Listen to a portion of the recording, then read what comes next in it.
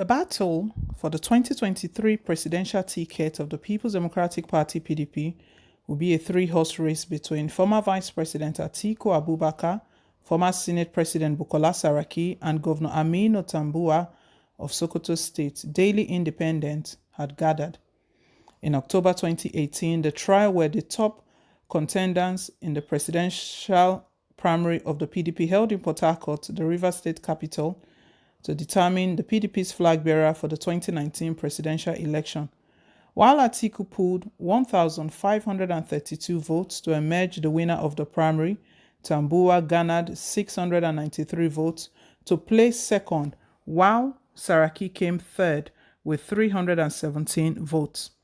Even though the 2019 Election Review Committee of the party, led by Governor Bala Mohammed of Bauchi State, had asked the party to throw open the contest of the party's presidential ticket in 2023 to all qualified aspirants, there are feelers that many of the power brokers of the party want the North to produce the candidate.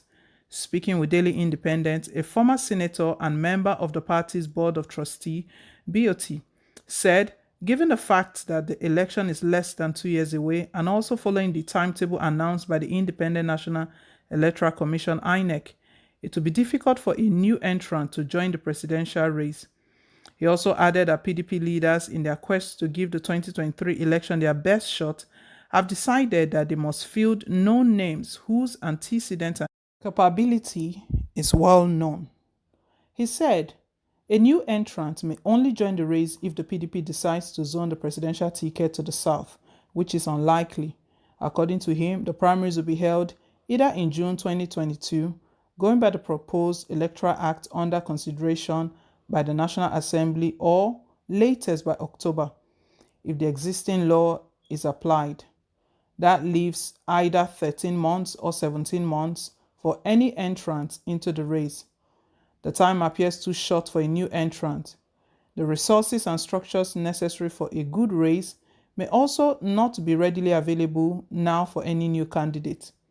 More importantly, PDP leaders have decided that they must take a known name whose antecedents and capability is well known. The only reason why a newcomer may come in is if the party eventually decides to go to the south to shop for candidates. That is, if the party eventually zones the ticket to the south. Former Anambra Governor Peter Obi may come into the race. He's a known name who also featured in the last ticket of the party as running mate. Outside these calculations, it is almost impossible for any new entrant to make any serious impact in the presidential race. Between Atiku, Tambuwal, and Saraki, they already have the potential delegates committed to them. They also have the resources and the key contacts that are supporting them and ready to go on mobilization efforts. What is not clear is if Atiku, who came first in the presidential primaries in 2018, will retain that position, if Tambuwal, who came second in 2018, will become the flag bearer, or if Saraki, who came third, then will overtake the other two and come first. It will be interesting to see the three leading aspirants trying to outdo each other to get the party's ticket, as the PDP has a good chance to win the presidential race in 2023, judging by development in both the ruling political party and the polity, he said. On the chances of former Kano State Governor Rabiu Musa Kwankwaso, a very reliable source said, as it is today, Kwankwaso that would have also broken the ranks of the trial of Atiku, Tambuwal, and Saraki is said to be too limited by restrictive nature of his political structure, which is known only in Kano. Though he has the Kankwasia group in some states of the Federation, he's only on ground in Kano State, and how can that help a nationwide presidential campaign, he asked. More importantly, his recent problems with top PDP leaders like Ambassador Aminu Wali and his group over zonal party leadership would also do more damage. His suitability as party flag bearer. Speaking with Daily Independent, Chief Ebenezer Babatokpe, a former Minister of Transport, said the leadership of PDP will be wasting its time if it fields a candidate that is not capable of winning elections.